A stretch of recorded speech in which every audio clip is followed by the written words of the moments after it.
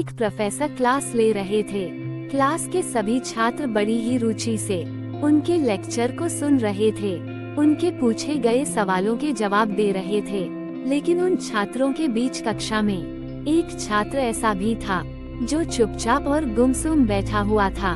Professor ने पहले ही दिन उस छात्र को नोटिस कर लिया, लेकिन कुछ नहीं बोले।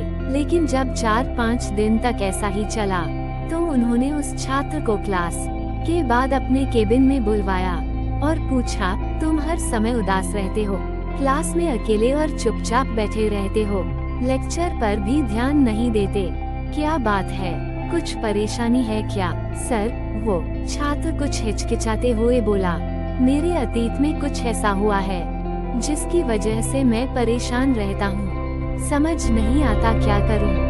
प्रोफेसर भले व्यक्ति थे, उन्होंने उस छात्र को शाम को अपने घर पर बुलवाया। शाम को जब छात्र प्रोफेसर के घर पहुंचा, तो प्रोफेसर ने उसे अंदर बुलाकर बैठाया। फिर स्वयं किचन में चले गए और शिकंजी बनाने लगे। उन्होंने जानबूझकर शिकंजी में ज्यादा नमक डाल दिया। फिर किचन से बाहर आकर शिकंजी का गिलास छात्र को देकर कहा, ये लो, शिकंजी पियो। छात्र ने गिलास हाथ में लेकर जैसे ही एक घूंट लिया, अधिक नमक के स्वाद के कारण उसका मुंह अजीब सा बन गया। ये देख प्रोफेसर ने पूछा, क्या हुआ, शिकंजी पसंद नहीं आई? नहीं सर, ऐसी बात नहीं है, बस शिकंजी में नमक थोड़ा ज्यादा है। छात्र बोला, अरे अब तो ये बेकार हो गया, लाओ गिलास मुझे दो, मैं इसे फेंक देता हूँ। प्रोफेसर ने छात्र से गिलास लेने के लिए अपना हाथ बढ़ाया, लेकिन छात्र ने मना करते हुए कहा, नहीं सर, बस नमक ही तो ज्यादा है, थोड़ी चीनी और मिलाएंगे तो स्वाद ठीक हो जाएगा।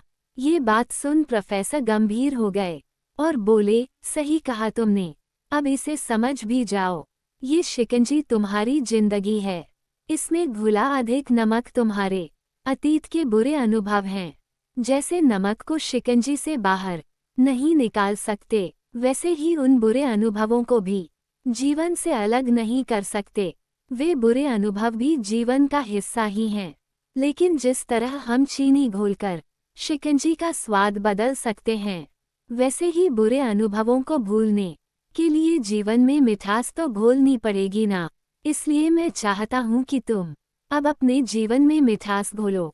प्रोफेसर की बात छात्र समझ गया और उसने निश्चय किया कि अब वो बीती बातों से परेशान नहीं होगा।